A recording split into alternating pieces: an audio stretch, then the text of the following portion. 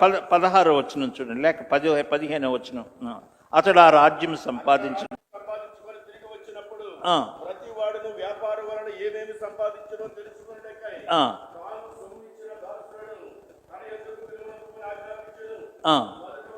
చూడండి. రెండవ దినం డే ఆఫ్ అకౌంటబిలిటీ, దేవునికి లెక్క అప్పగించే దినం. మొదటిది ద డే ఆఫ్ విజిటేషన్, దేవుడు దర్శించే దినం. రెండవ దినం డే ఆఫ్ అకౌంటబిలిటీ, ప్రతి ఒక్కరూ దేవునికి లెక్క చెప్పాలి. దెన్ మూడవ దినం the day of God's wrath, దేవుని ఉగ్రత దినం. అంటే రాతి మీద రాయి నిలువని దినము. అది చూడండి, లూకా 19 కిందకి రండి. రాతి మీద రాయి నిలువని దినములు వచ్చును. 42వ వచనం, ప్రభువు నిన్ను దర్శించిన కాలమును చదువు. కట్టి ముట్టడి వేసి అన్ని ప్రక్కలను నిన్ను అరికట్టి నీలోనున్న నీ పిల్లలతో కూడా నిన్ను నేల కలిపి నీలో రాతి మీద రాయి ఉండని దినములు వచ్చునని చెప్పారు. అది మూడవ దినం, the day of God's wrath. 3 దినాలు. మొదటి దినము ప్రభువు దర్శించే దినము. 2 ప్రభువుకి లెక్క అప్పగించే దినము మధ్యాకాశములో. 3 దేవుని ఉగ్రత కుమ్మరించబడిపోయే దినం. ఈ 3 దినాల యొక్క మర్మము వాక్యములో చాలా చోట్ల ఉంది. అది నేను మీతో చెప్పలేనులే, నా వల్ల కాదు. 3 దినాల గురించి అపోస్తుడైన పౌలు ఏమంటాడంటే, ఆయన మరణము, భూస్థాపన, పునరుద్ధానం. ఈ 3 దినాలలో ప్రభు బిడ్డలు ఐక్యపరచబడాలి. ఆయనతో మరణించాలి, ఆయనతో పాతిపెట్టబడాలి, ఆయనతో తిరిగి లేవాలి. మీరు క్రీస్తుతో కూడా లేపబడిన వారైతే, that is the 3 days mystery. అయితే ఈ 30వ అధ్యాయం ప్రకారం 3 దినాలు ఏంటి? ఇది నా పరిశోధన. ఓకే, వాక్యంలోకి మిమ్మల్ని తీసుకుని వెళ్తాను. దావీదు సమస్తమును కోల్పోయాడు. ఎందుకని? వై? సరే, నేను త్వరగా వస్తాను. 3 మాటలు రాసుకోండి. 3 స్థలాలు: సిక్లగు, సుక్కోతు, సొదొమ. ఈ 3 స్థలాలు విశ్వాసిని సర్వనాశనం చేస్తాయి. విశ్వాసి జీవితం సర్వనాశనం అయిపోద్ది. సిక్లగు, సుక్కోతు, సొదొమ. సిక్లగు ఊరిలో సమస్తము కోల్పోయాడు దావీదు. ఎంత భయంకరమంటే, దావీదుని రాళ్లతో కొట్టి చంపటానికి తనతో ఉన్న 600 మంది యుద్ధ వీరులు డిసైడ్ అవుతారు. భయంకరమైన పరిస్థితి. మీరు సిక్లగు అని తెలుగు భాషలో ఉంది, ఇంగ్లీష్లో జెడ్ అని వాడబడింది, Ziklag. What is the meaning of Ziklag? Ziklag అంటే అర్థము కలవరము, కన్ఫ్యూషన్ అని అర్థం. సింబాలికల్ మీనింగ్ ఏంటంటే, సిక్లగు అంటే స్వచిత్తము, సెల్ఫ్ విల్. గుర్తుపెట్టుకోండి. సిక్లగులో దావీదు సమస్తము కోల్పోయాడు. సొదొమలో లోతు సమస్తము కోల్పోయాడు, సర్వనాశనం అయిపోయాడు. సుక్కోతులో యాకోబు జీవితం నాశనం అయిపోయింది. యాకోబు యొక్క ఒకే ఒక కుమార్తె జీవితం పాడైపోయింది. యాకోబు కుమారులు నరహంతకులయ్యారు. Very very sad. ఈ 3 స్థలాల్లో చాలా డేంజరస్. చాలా పర్యాయాలు విశ్వాసులు సుక్కోతులో చిక్కుకుపోయే ప్రమాదం, సిక్లగులో చిక్కుకుపోయే ప్రమాదం, సొదొమలో చిక్కుకుపోయే ప్రమాదం.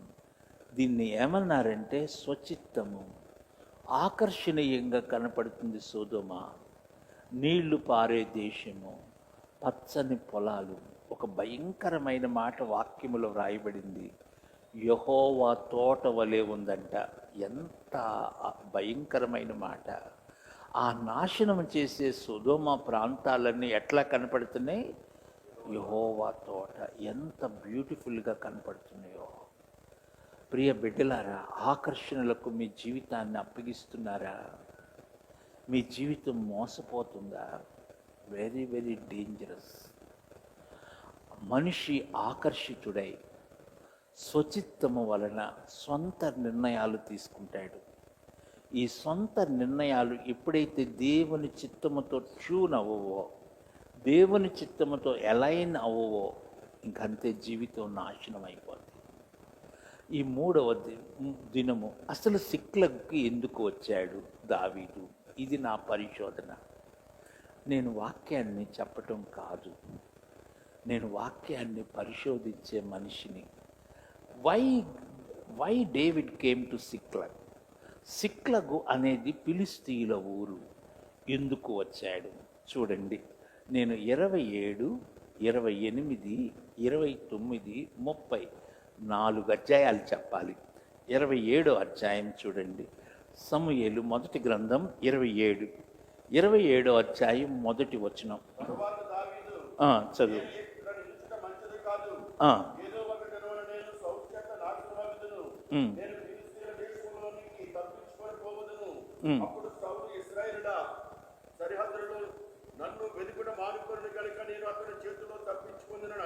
తప్పించుకొందునని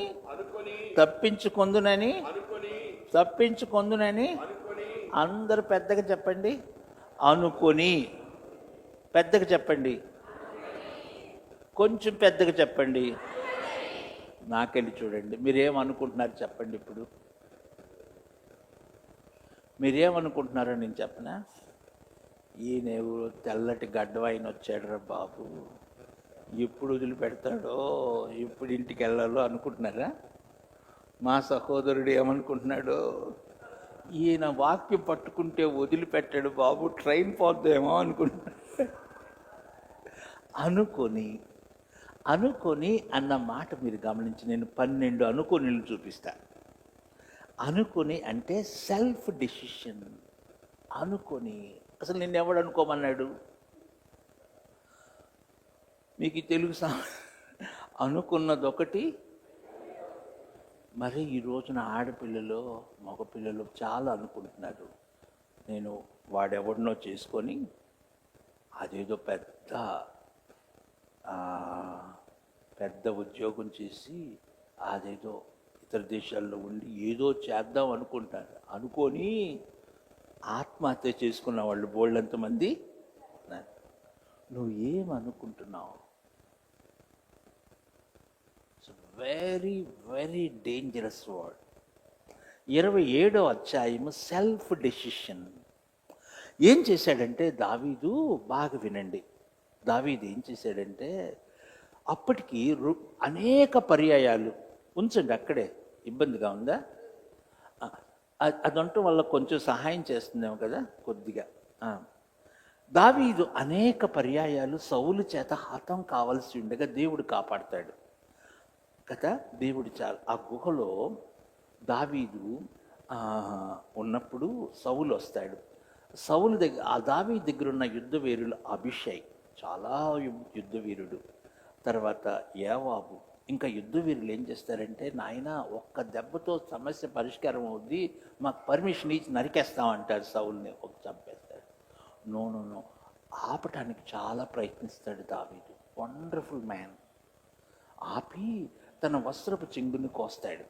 అక్కడ చాలా విషయాలు ఉన్నాయి, నేను మీకు చెప్పనులేండి. దేవుడు ఇంత కాపాడితే ఏమనుకుంటాడంటే, నేను యోధా ప్రాంతంలో ఉంటే ఎప్పుడో ఒకరోజు సౌలు ఏం చేస్తాడు? చంపుతాడు. నేను ఫిలిష్తీయ ప్రాంతానికి వెళ్ళాను అనుకో, ఇంకా సౌలు రాలేడు, ఐ విల్ బి సేఫ్ అనుకుంటాడు. అనుకొని అన్న మాట చెప్తాను. 2-3 అనుకోని చెప్పనా? చెప్తాను. 2వ అనుకొని చూడండి. రాజులు 2వ గ్రంథం 5వ అధ్యాయం 20వ వచనం. రాజులు 2వ గ్రంథం 5:20. రాజులు 2వ గ్రంథం 5:20.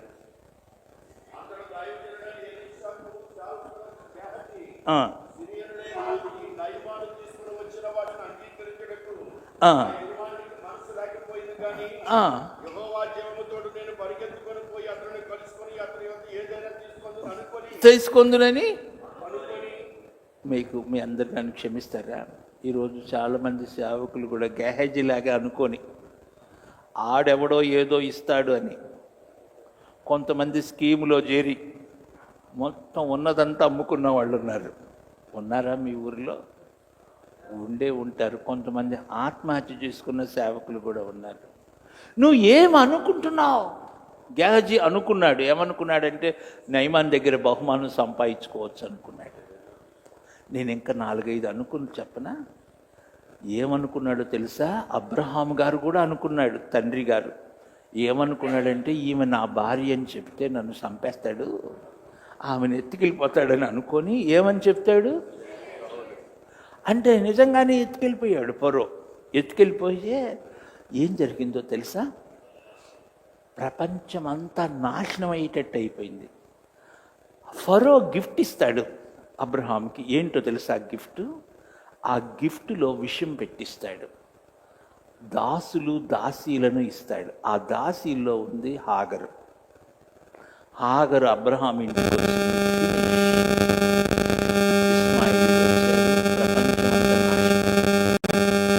అర్థమైందా?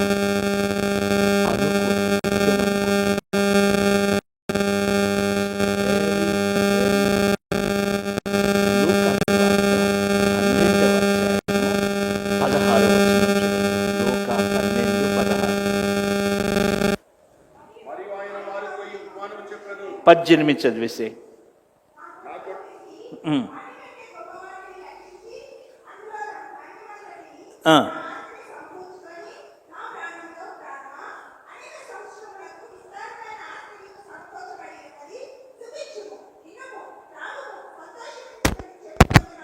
చెప్పుకొని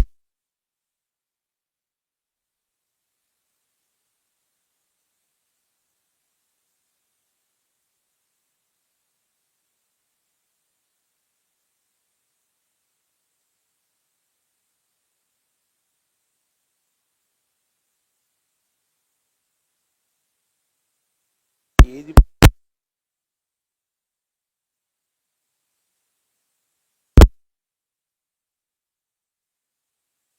కానీ ఘోరంగా చనిపోయారు. మొత్తం ఈ దేశాన్నే మింగేద్దామని అనుకున్న వాళ్ళు ఏమనుకుంటున్నావు? దావీదు అనుకున్నాడు. ఇది 27వ అధ్యాయం ఏంటంటే రాస్తుంది. మొదటిది తీర్మానం చేసినట్లయితే the decision, the day of decision. వినపడుతుందా తల్లి?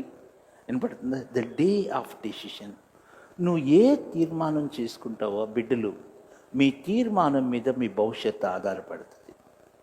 What is the decision you take? అది చాలా ముఖ్యం. నువ్వు ప్రభు కొరకు ఈరోజు డెసిషన్ తీసుకుంటే మీ భవిష్యత్తు it will be a great blessing. మోషే అనుకోలా నేను ఐగుప్తు భోగములు, ఐగుప్తు యొక్క సంపద అనుభవిద్దామని అనుకోలే. మోషే ఏమనుకున్నాడో తెలుసా? నా ప్రభు కొరకైన నింద ఒక్క భాగ్యమని ఎంచుకొని. చూడండి ద వాస్ట్ డిఫరెన్స్. ఏమి అనుకుంటున్నావు? మానవ జీవితంలో మొదటి దినము ద డే ఆఫ్ డెసిషన్. నేను 28వ అధ్యాయం చెప్పనులేండి, 29కి వచ్చేస్తాను. చూడండి 28లో అప్పుడు ఏం చేస్తాడంటే వెళ్ళి ఆకీష్ దగ్గరికి వెళ్తాడు దావీదు. మీకు గుర్తుందా? ఇంతకు ముందు దావీదు కూడా ఆకీష్ దగ్గరికి వెళ్ళాడు. వెళ్తే ఇదిగో వచ్చాడు వీడు ఇశ్రాయేలీయుడు, గొల్యాతును చంపింది వీడే అని చెప్తే దావీదు ఏం చేస్తాడో తెలుసా? ఆకీష్ ముందు పిచ్చి చేష్టలు చేస్తాడు. గుర్తుందా మీకు? అంటే నోట్లో నుంచి సొల్లు కార్చుకుంటూ గోడల మీద ఏదో రాస్తున్నట్టు యాక్ట్ చేస్తాడు. దావీదు బ్రహ్మాండమైన యాక్టర్, మామూలు యాక్టర్ కాదు. అమ్మో కొట్టబాక చప్పట్లు, అన్నిటికీ కొట్టకూడదు. దావీదు యాక్టర్. అది పిచ్చోళ్ళని తెచ్చారని ఆకీష్ వదిలేస్తాడు. మళ్ళీ ఎవరి దగ్గరికి వచ్చాడు? ఆకీష్ దగ్గరికి వచ్చేస్తే ఆకీష్ దగ్గర ఏమంటాడంటే, అయ్యా నీ దగ్గర ఉంటే నాకు ఎందుకు, నాకు చిన్న ఊరి అంటాడు. అప్పుడు ఆకీష్ ఏం చేస్తాడంటే సిక్లగు అనే ఊరిస్తాడు. సిక్లగులో దావీదుతో ఉన్న 600 మంది యుద్ధ వీరులు, వాళ్ళ ఫ్యామిలీస్ మొత్తం సిక్లగులో ఉంటారు.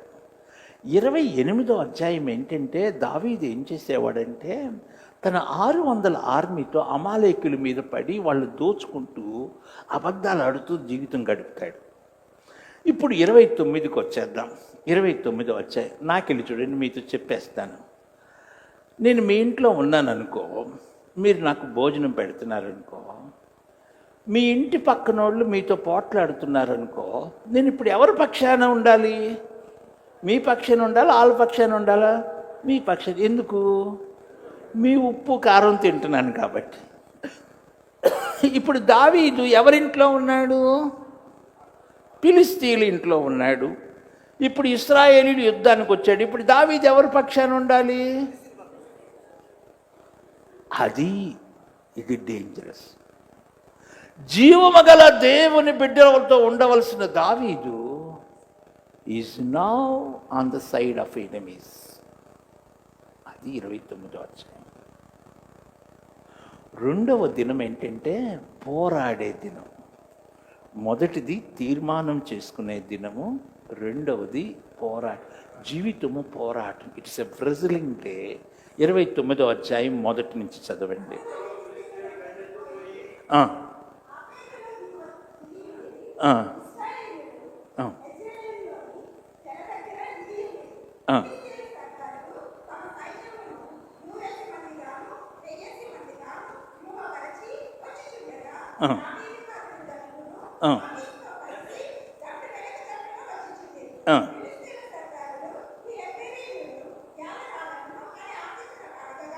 చూడండి, ఇప్పుడు ఇది పోరాడే దినం. 28వ అధ్యాయం చూడండి. 28వ అధ్యాయము మొదటి నుంచి చదువు నాయన, నువ్వు చదువు. ఆ దినములలో ఫిలిష్తీయులు ఇశ్రాయేలుతో యుద్ధము చేయవలెనని సైన్యములను సమకూర్చి యుద్ధమునకు సిద్ధపడగా ఆకీషు దావీదును పిలిచి, నేను దండెత్తగా నీవును నీ జనులను నాతో కూడా యుద్ధమునకు బయలుదేరి రావాలని పరిష్కారంగా తెలుసుకొనమనగా, దావీదుని దాసుడైన నేను చేయబోవు కార్యము ఏదో అది నీవు ఇప్పుడు తెలుసుకొనవలెను. అందుకు ఆకీషు అలాగైతే నిన్ను ఎప్పటికీ నాకు సంరక్షకుడిగా నిర్ణయించుడని. మరి మీరు ఏమన్నా అనుకోండి, ఈ అధ్యాయము 28, 29 అధ్యాయం నా కడుపు మండిపోద్ది, మామూలుగా మండదు. ఏమంటున్నాడు దావీదు ఆకీషుతో? నీ దాసుడును. David, what are you talking? నువ్వు ఫిలిష్తీయుల దాసుడువా?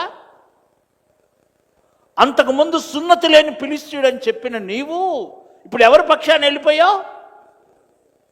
Is it right? దేవుని పక్షమున ఉండవలసిన దావీదు now he became on the side of the enemies. ఏమంటాడు తెలుసా? నీ దాసుడిని, నీ శత్రువులను చంపుతానంటాడు. ఇశ్రాయేలు శత్రువులా? What are you talking? 29 కొన్ని మాటలు ఉన్నాయి, అవి చెప్పారంటే ఏమంటాడు తెలుసా ఆకీషు? నువ్వు దేవుని దూత వలె కనపడుతున్నావు. మరే అందరు నాకెళ్ళి చూడండి, చాలామంది మందిరంలో దేవుని దూతల్లాగా ఉంటారు. ఇంటికి వెళ్తే చిన్న సైజు పిశాచిలాగా ఉంటారంట. మీరేమనుకోరుగా చెప్తాను. ఒక దైవ సేవకుడు ఒక ఇంటికి వెళ్ళాడంట. ఇంటికి వెళ్తే ఆ ఇంటి యజమానుడు ఉన్నాడు.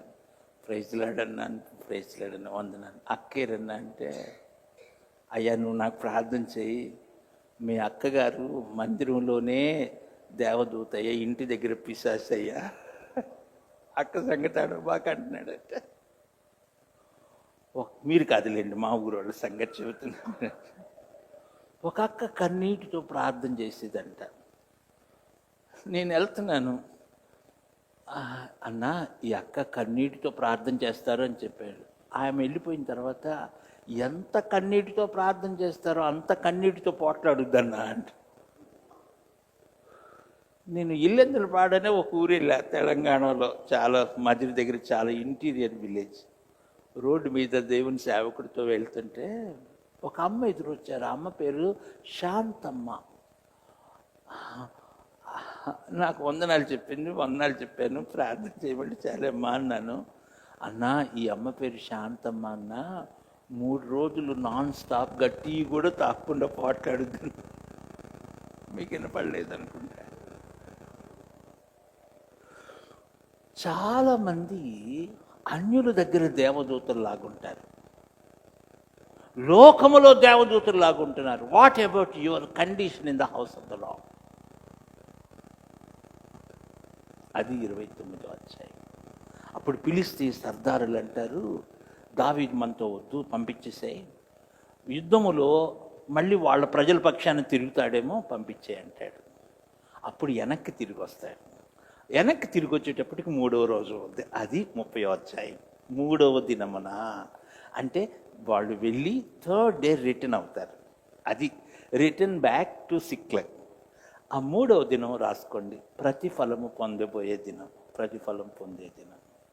మొదటిది తీర్మానం చేసుకునే రోజు, 2 పోరాడే రోజు, 3 ప్రతిఫలం పొందే రోజున ఏమీ లేదు, బూడిదే. అది విషయం. ఈ లాస్ట్ ఎవ్రీథింగ్. ఎందుకంటే నువ్వు దేవుని కోసం తీర్మానం చేసుకోవాలా. 2 నీ పోరాటం అంతా లోకంలోనే. అనుకోరుగా? అనుకున్న చెప్తే ఏం చేయను.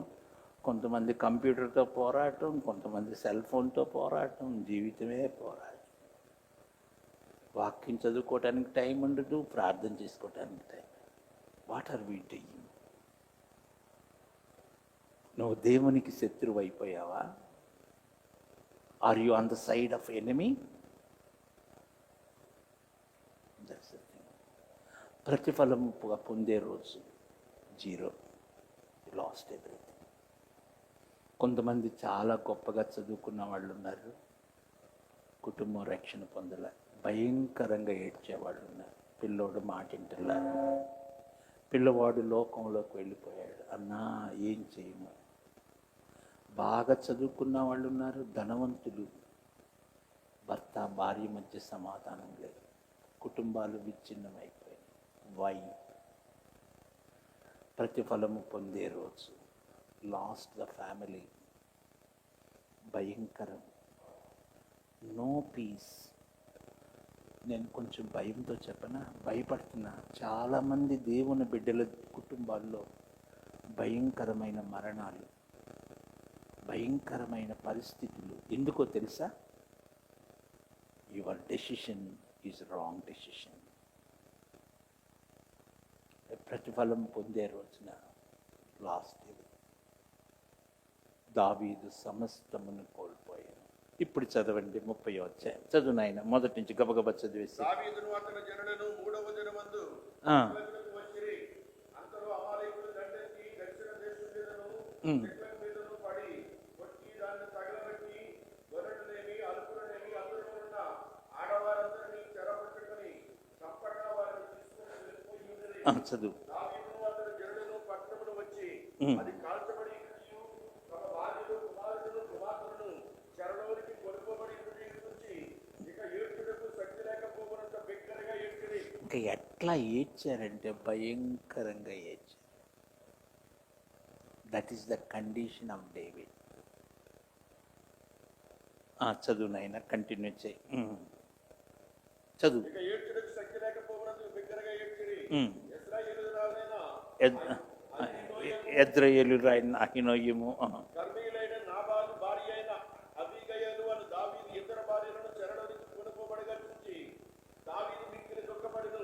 మరియు తమ తమ కుమారులను బట్టి కుమార్తెలను బట్టి జనులందరికీ ప్రాణం ఇచ్చినందున రాజు రూపి దావీదుని చంపుదుము రండని వారు చెప్పుకొనగా దావీదు తమ దేవుడని యెహోవాను చాలు 6వ వచనం చూడండి. 6వ వచనం 2 భాగాలు. There are 2 parts. ఏం చేశారంటే 600 మంది రాళ్ళు తీసుకున్నారు దావీదుని చంపేయడానికి. మీరందరు నాకెళ్ళి చూడండి. అపవాది దావీదుని చంపటానికి చాలా ప్రయత్నం చేస్తానే ఉన్నాడు. ఎందుకో తెలుసా? దావీదు కడుపులో నుండి మెస్సయ్య రాబోతున్నాడు. అందుకే దావీదు బతకటం ఇష్టం లేదు. నేను ఒక భయంకరమైన మాట చెప్తాను, వినండి. సిక్లగు ఊరు దావీదుకి సమాధి అయిపోవాలి. Yes to die there. అంత భయంకరమైన ఊరు. అయితే ఆ సిక్లగులో దేవుడు దావీదుని కాపాడతాడు. ఎట్లాగా? నేను నా మెసేజ్ ఇప్పుడు సగం చెప్పాను, ఇంకా సగం ఉంది. ఇక్కడి నుంచి నేను అస్సలు చెప్పాలి. there are 4 beautiful steps for the restoration. జీవితము రిస్టోర్ చేయటానికి 4 స్టెప్స్ చెప్తాను. అది ద 4 బ్యూటిఫుల్ స్టెప్స్. నిన్న రవికుమార్ గారి దగ్గర మీటింగ్లో ఉన్నప్పుడు దేవుడు నా హృదయంలో ఈ వర్తమానం ఇచ్చాడు. కానీ నేను ఇంకొక వర్తమానం చెప్పాను.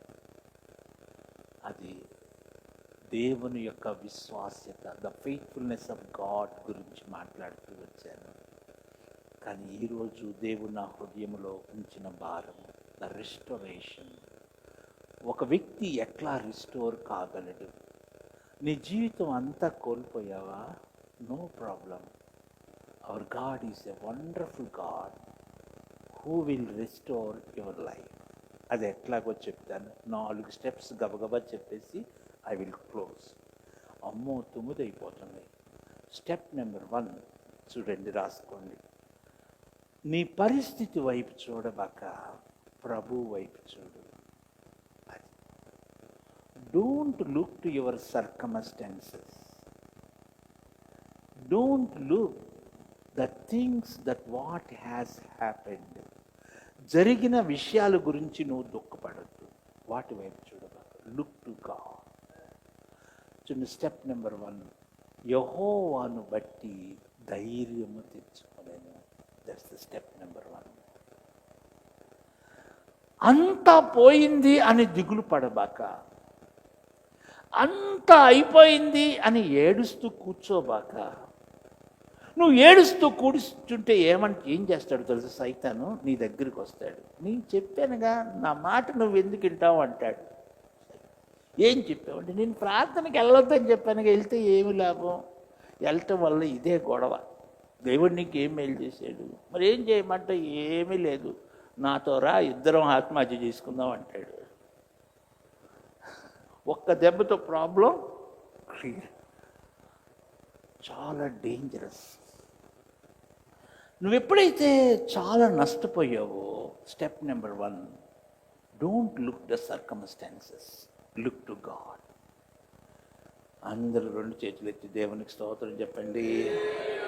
అందరూ 2 చేతులు అట్లాగే, హల్లెలూయా చెప్పొద్దు. 2 చేతులు ఎత్తి అట్లాగే ఉంచండి. చెప్పండి ఇప్పుడు, యెహోవాను బట్టి నేను ధైర్యము తెచ్చుకొందును. యెహోవాను బట్టి నేను ధైర్యము తెచ్చుకొందును. ఇప్పుడు హల్లెలూయా చెప్పండి. యెహోవాను బట్టి, not by your strength, not by your wisdom. ఎవరు సహాయం చేయలేరు. అది పరిస్థితి. మొత్తం ఎవ్రీథింగ్ లాస్ట్. సమస్తము కోల్పోయాడు దావీదు. భార్యలు, బిడ్డలు, అర్థం, ఎవ్రీథింగ్. తనతో ఉన్న నమ్మకమైన 600 మంది కూడా విసికి, మేము చచ్చిపోయేటప్పుడు నిన్ను కూడా చంపేస్తామని రెడీ అయిపోయారు. యెహోవాను బట్టి ధైర్యము తెచ్చుకో. That is the principal number 1. మీ ఇంట్లో మీ ప్రియులను కోల్పోయి ఉండవచ్చు. నీకు ఆదరణ లేకపోవచ్చు. నిన్ను పలకరించే దిక్కెవరు లేకపోవచ్చు. పైకి బాగానే ఉన్నాము, లోపల భయంకరమైన దుఃఖం ఉండవచ్చు. మొదటి మాట యెహోవాను బట్టి. దెన్ రెండవ మాట చెప్తాను. ఇది కొంచెం కష్టమైంది. ఇది అర్థం చేసుకోవడానికి కొన్ని రాత్రులు నిద్రపోలే. అప్పుడు ఏం చేశాడంటే దావీదు ఏఫోదును తెమ్మన్నాడు. అబ్యాతారు అనే యాజకుడు ఉంటాడు ఈ దావీదుతో పాటు. ఏఫోదును తెమ్మంటాడు. ఏఫోదు దగ్గర దావీదు ఏం చేస్తాడంటే యెహోవాను విచారణ చేస్తాడు. అందరూ నాకెళ్ళి చూడండి. నేను ప్రార్థన గురించి రాత్రి అంతా చెప్పమన్నా చెప్తా. ప్రార్థనలో ఒక మెయిన్ ప్రార్థన ఏంటంటే, మొదటి రిపెంటింగ్ ప్రేయర్, రెండవది enquiring prayer, the prayer of enquiry, విచారణ చేసే ప్రార్థన. మీరు ఎప్పుడైనా ఎంక్వైరీ చేశారా దేవుని దగ్గర? ఇది చేయమంటావా ప్రభువా, ఇది వద్దా అని ఎప్పుడైనా అడిగారా? మనం ఎప్పుడు అడగం. ఏమంటామంటే ఇది వచ్చింది చేసేదేవా అంటాం. ఎప్పుడు అట్లా ప్రార్థన చేయకూడదు.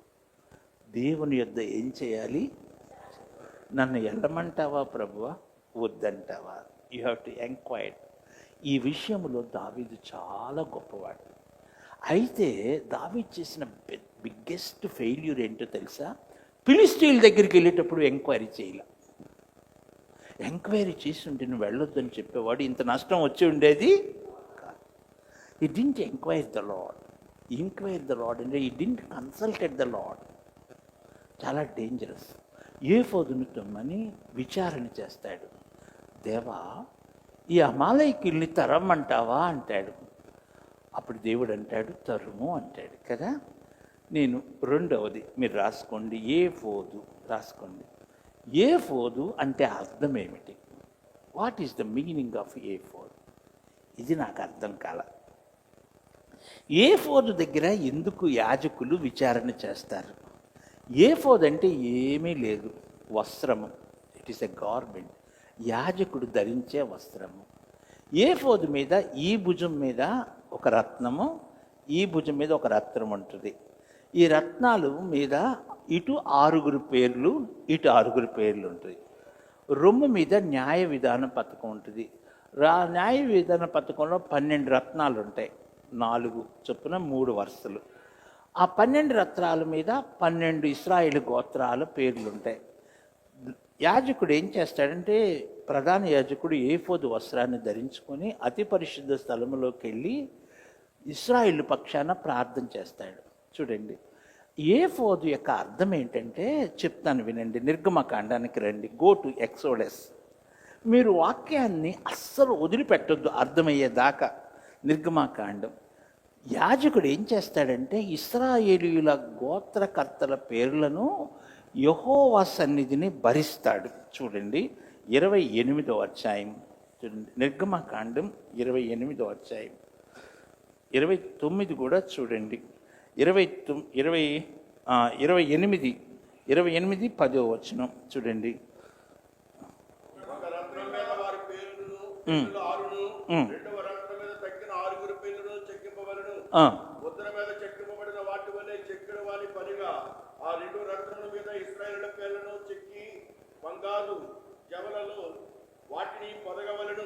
చదువు. అప్పుడు ఇశ్రాయేలీయులకు జ్ఞాపకార్థమైన రత్నములుగా ఆ 2 రత్నములను ఏఫోదు భుజముల మీద ఉంచవలెను. అట్లు జ్ఞాపకము కొరకు అహరోను తన 2 భుజముల మీద యెహోవా సన్నిధిని వారి పేర్లు భరించును. ఆ మాట రాదు, భరించును, ధరించును కాదు, భరించును. చూడండి. తర్వాత రెండవది చూడండి, 29వ వచనం గబగబ చదువు. అట్లు అహరోను అతడు తన రొమ్ము మీద న్యాయ విధాన పథకములోని ఇశ్రాయేలు పేర్లను నిత్యము యెహోవా సన్నిధిని జ్ఞాపకార్థముగా భరింపవలెను. అందరు చెప్పండి, నాతో చెప్పండి, భరింపవలెను. అందరు తలకాయ పైకెత్తి నాకు వెళ్ళి చూడండి, మీరు ఎటు చూడబక్కండి. ఓకే, నేను కొంచెం ఫాస్ట్గా వెళ్తాను. రొమ్ము మీద భరించాలి, భుజాల మీద భరించాలి. అందరు నాకు వెళ్ళి చూడండి. భుజముల మీద భరించటం దేనికి గుర్తంటే ఇశ్రాయేలీయుల భారమును భరించుట. రొమ్ము మీద భరించుట దేనికి గుర్తంటే ఇశ్రాయేలీయుల దోషమును భరించుట. ఏఫోదు దేనికి గుర్తుగా ఉందంటే నేను గబగబా చెప్పేస్తాను, నాకెళ్ళే చూడండి. ఏఫోదు దేనికి గుర్తుగా ఉందంటే సిలువకు గుర్తుగా ఉంది, క్రాస్. నాకెళ్ళి చూడండి, సిలువలో యేసయ్య మన పాపములను భరించాడు, పాపాలు తీసివేయలా భరించాడు. బాప్తిస్మిచ్చే యోహాను యేసయ్యని ఇంట్రడ్యూస్ చేసినప్పుడు ఏమన్నాడంటే ఆయన చెప్తాను, దేవుని కుమారుడు అని చెప్పల, సృష్టికర్త అని చెప్పల, ఆయన సర్వోన్నతుడైన దేవుడు అని చెప్పల, ఆయన లోక పాపములను మోసుకొని పోవు దేవుని గొర్రెపిల్ల. ఓ, పాపములు తీసివేయటం కాదు, పాపములు భరిస్తాడు ఆయన. నేను ఒక బ్రదర్కి కోమాలోకి వెళ్ళిపోతుంటే నేను ప్రార్థన చేయడానికి వెళ్ళాను. అక్కడ తన భార్య ఏడుస్తూ ఉంది. భార్య భర్త అంటే ప్రేమ, భర్త యొక్క బాధను కొంచెమన్నా తీసుకోండి. నీకు ఇబ్బందిగా ఉందా? కూర్చొని కాళ్ళు చెప్పుకో. భర్త బాధను ఏమన్నా కొంచెం భరించగలదా? నీకు బంగారు కొడుకున్నాడు అనుకో, వాడు కాలు ఇరిగింది అనుకో, వాడు నొప్పితో బాధపడుతున్నాడు, అరే కొడుకా నీ సగం నొప్పి నాకు ఈ అనగలవా? అనొచ్చుగా. మన వల్ల కానీ యేసయ్య మన రోగాలను భరించాడు. మత్తయి 8:17 ఫాస్ట్ ఫాస్ట్ ఫాస్ట్. మత్తయి 8:17. నువ్వు మత్తయి సువార్త ఇంతసేపు తీస్తే ఎట్ట కదా.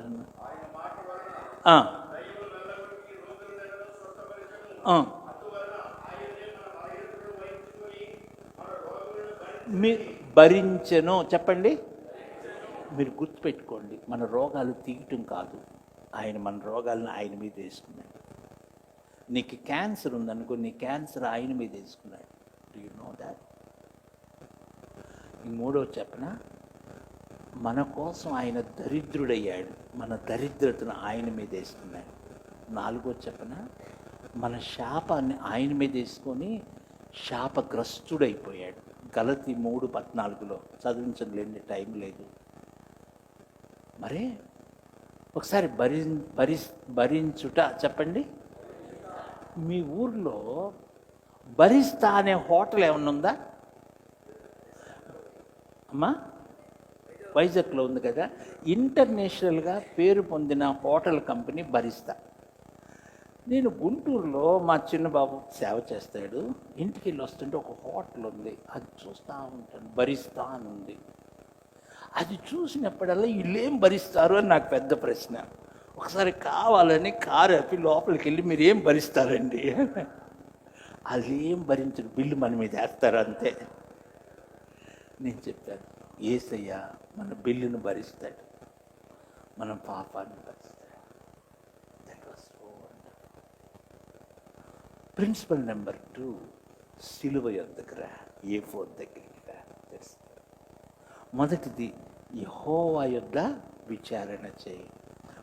యెహోవాను బట్టి ధైర్యం తెచ్చు. 2, A4 దగ్గరికి రా. అందరు తలకాయ పైకెత్తి నాకెళ్ళి చూడండి. సిలువ యొద్ద నీవు కోల్పోని అన్ని రిస్టోర్ చేసుకుంటావు. పెద్దగా అల్లు చెప్పండి. కోల్పోయిన సహవాసము, కోల్పోయిన మహిమ, కోల్పోయిన ఆశీర్వాదం, everything it will B restore. దేవునితో సహవాసాన్ని కోల్పోయావు. ఆదాములో సమస్తము కోల్పోయావు. ఆదాములో కోల్పోయిన అంతా యేసయ్యలో సిలువ దగ్గర ఏమవుతుంది? రిస్టోర్డ్. దేవునికి స్తోత్రం చెప్పండి. That is the thing. సిలువ దగ్గర ఎప్పుడు విచారించే మనిషి దేవుని యొద్ద విచారించడం మర్చిపోయాడు. ఇప్పుడు again is coming back to A4 రహస్యం నాకు అర్థమైనప్పుడు నా హృదయంలో ఎంత ఆనందమైందో చెప్పలేదు. ఆ A4లో న్యాయ విధాన పథకంలో ఊరీము తుమ్మీము అని ఉంటుంది. ఆ ఊరీము తుమ్మీము అంటే అర్థం ఏంటో తెలుసా? ఊరీము తుమ్మీము అంటే light of God, fire of God అని అర్థం. అక్కడ God will speak with you. అప్పుడు దేవుడు అంటాడు, దావీదుతో తరుము అంటాడు. తరిమినప్పుడు అప్పుడు 600 మంది వస్తారు. నీకు ఇంకొకటి చెప్పాలి, అది ఈరోజు చెప్పనులేండి. ఆ తల్లి బ్రహ్మాండంగా నిద్రపోతుంది. ఇప్పుడు బేసేరు వాగు దగ్గరికి వచ్చారు. ఏం వాగు? పెద్దగా చెప్పండి. చదువు 9వ వచనం 30 దగ్గరికి వచ్చాయి. కాబట్టి దావీదు అతని వద్దనున్న 600 మంది బయలుదేరి బేసేరు వాగు వద్దకు రాగా వారిలో 200 మంది బాగినండి. బేసేరు వాగు చెప్పండి. ఈ బేసేరు వాగు ఏంటో తెలుసా? నిరుత్సాహపరిచే వాగు. కొన్ని వాగులు ఉన్నాయి.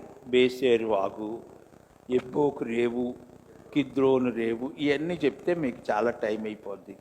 ఈ బేసేరు వాగు నిరుత్సాహం. అరే ఏం వెళ్ళలేవరా ప్రార్థనకి? ఉపవాసం లేదు, ఏమి లేదు. ఉపవాసం ఉన్న వాళ్ళందరూ దేవుడి దీవెని పొందారంటవా? ఉపవాసం వద్దు, ఏమొద్దు, అన్నం తిని నిద్రపో అని చెప్పేవాళ్ళు లేరంటారా? కొంతమంది అయ్యగారు వాళ్ళు ప్రార్థన అంట వెళ్తున్నాం, ఏం ఉపయోగం, మానేయి అనేవాళ్ళు ఉంటారు. ప్రిన్సిపల్ నెంబర్ 3, నీ జీవితంలో ఎప్పటికీ అలసిపోవద్దు. హల్దీ చెప్పండి. పెద్దగా చెప్పండి. ప్రిన్సిపల్ నెంబర్ 3, ఎన్నడూ నిరుత్సాహపడబాక. చూడండి, మీకు ఈ పాట వచ్చా? యజమానుడు వాడుకొనుటకు అర్హమైన ఎఫ్ఎంబి పాట. నుండుటకు జీవితాంతం పోరాడు, అలసిపోకు ఏనాడు. అలసిపోవద్దు అమ్మా. ప్రార్థనలు అలసిపోతున్నావా? దేవుడు సమాధానం ఇవ్వలేదు అని బైబిల్ మూసేసి నిద్రపోతున్నావా? Don't do that. అలసిపోవాక. Principle number 3. ప్రిన్సిపల్ నెంబర్ 4 చెప్తాను. ప్రిన్సిపల్ నెంబర్ 4 ఏంటంటే దేవుడు ఏది చెప్తే దానికి లోబడు. Principal number 4. అప్పుడు వాళ్ళు వెళుతూ ఉంటే, ఇప్పుడు 400 మంది వెళ్తున్నారు కదా, వెళ్తుంటే ఒక ఐగుప్తీయుడు కాయిలా పడి కింద పడిపోయి ఉంటే చూస్తాడు. అప్పుడు వాడి దగ్గరికి వెళ్తాడు. వీడు ఎవడో చచ్చిపోయేటట్టున్నాడని చెప్పి దావీదు దగ్గరికి తీసుకొస్తే దావీదు వాడితో మాట్లాడి వాడికి భోజనం పెడతాడు. పెడితే కొంచెం ప్రాణం వస్తుంది. నువ్వెవరు అంటే, నేను అమాలేకుని యొక్క దాసుని, మా అమాలేకులందరూ సిక్లకు దోచుకొని వెళ్ళిపోతుంటే నేను కాయిలా పడితే మా యజమాని నన్ను ఇక్కడ వదిలిపెట్టి వెళ్ళిపోయాడు అని. అప్పుడు దావీదు అడుగుతాడు, అమాలేకి దండును కలుసుకోవడానికి మాకు త్రోవ చూపిస్తావా అంటాడు. త్రోవ చూపిస్తాను, 2 కండిషన్స్. నన్ను నా యజమానుడికి అప్పగించిన నీవు, నన్ను చంపననియు నువ్వు ప్రమాణం చేస్తే చూపిస్తాను. ఓకే, అట్లాగే నీ ప్రాణానికి నేను సెక్యూరిటీ ఇస్తానంటాడు దావీదు. అప్పుడు ఈ ఐగుప్తీయుడు దారి చూపిస్తాడు. అప్పుడు వెళ్ళి చూస్తే అమాలేకులు మొత్తం త్రాగి ఈ కొల్ల సొమ్ముతో తులతూగుతూ ఉంటారు. అప్పుడు దావీదుతో ఉన్న 400 మంది వారి మీద పడతారు. అప్పుడు ఎవ్రీథింగ్ రిస్టోర్ అవుతుంది. That's the thing. ఇప్పుడు కిందకు వచ్చేసేయండి. 18వ వచనం కింద 17, 16 నుంచి చదువు. తర్వాత వాడు వారి దగ్గరకు దావీదును నడిపింపగా ఫిలిష్తీయుల దేశముల నుండి యూదా దేశముల నుండి తాము దోచి తెచ్చిన సొమ్ముతో తులతూగుచు వారు ఆ ప్రదేశమంతటా చెదరి అన్నపానములు పుచ్చుకొనుచు ఆటపాటలు జరుపుకొనుచుండిరి. దావీదు సంగతిని గ్రహించి సంధ్యవేళ మొదలుకొని మరుసటి సాయంత్రం వరకు వారిని హతము చేయుచుండగా ఒత్తిడి మీద ఎక్కి పారిపోయిన 400 మంది ఎవరిని తప్ప తప్పించుకుని వాడు ఒక్కడును లేకపోయెను. మొత్తం అమాలేకులు మందత్తాన్ని హతం చేస్తాడు. దానంతటిని తిరిగి తెచ్చుకొనెను మరియు అతడు తన ఇద్దరు భార్యలను రక్షించెను. నాకు అసలు అర్థమే కావట్లే వచ్చిన కుమారులనేమి కుమార్తెలనేమి దోపుడు సొమ్మేమి ఎత్తుకొని పోయిన దాంట్లో అంతట్లో కొద్దిదేమి గొప్పదేమి. అందరు నాతో చెప్పండి, దావీదు సమస్తమును సమకూర్చెను. అందరు చెప్పండి, దావీదు సమస్తమును సంపాదించుకొనెను. మీరు ఇంగ్లీష్ బైబిల్లో వేరు వేరు వర్షన్స్ చూడండి. డేవిడ్ రికవర్డ్ మొత్తం తిరిగి వచ్చేసిందండి. ఇప్పుడు పొరపాటును కూడా మళ్ళీ సిక్లకు గెలబట్టి వెళ్ళడం.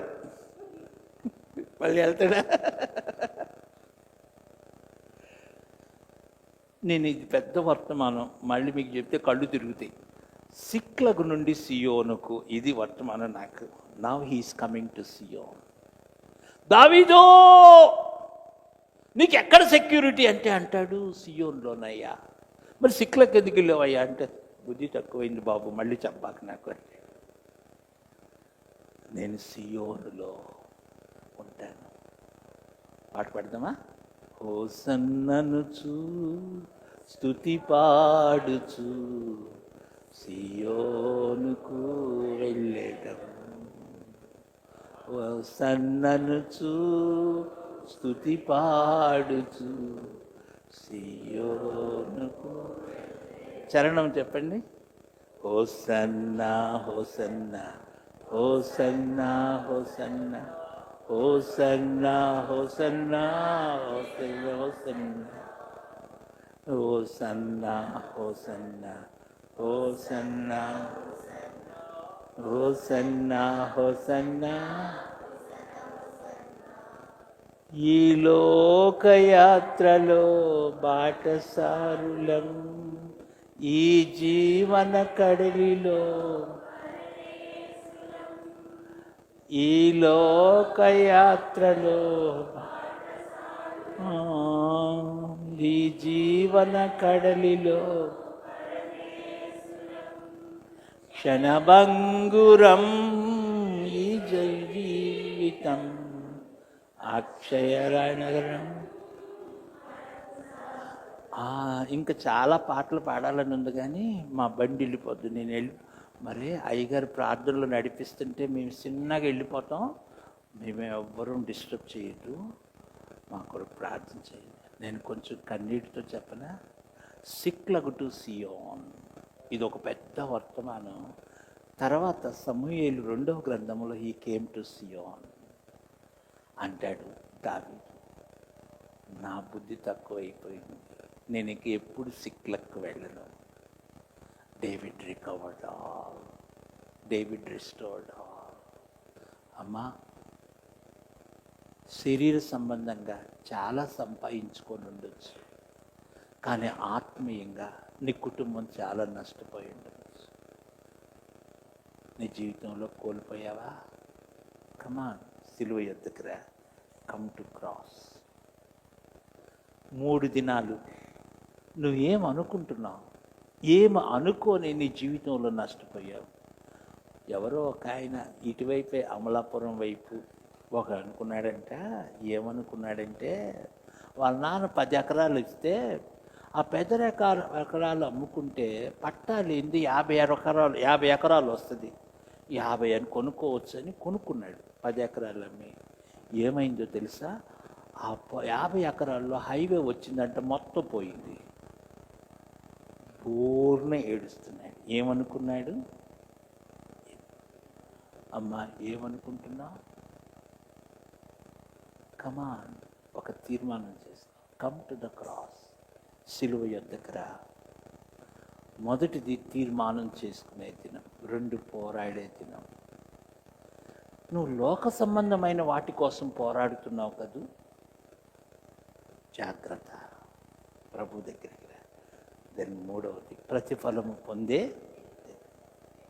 నువ్వు దేవుని కొరకు నమ్మకంగా జీవిస్తే ఎంత ప్రతిఫలమో. సిలువ ఎద్దుకు వస్తారా? Come to the cross. A4 దగ్గరికి రా.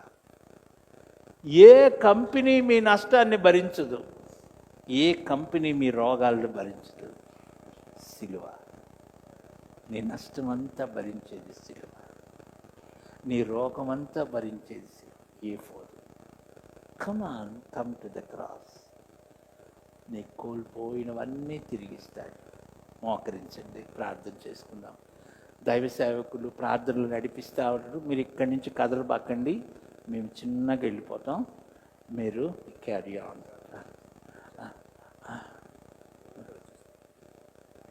వచ్చేస్తాను. అందరూ మోకరించగలిగిన వారు మోకరించండి, ప్రార్థన చేసుకోండి.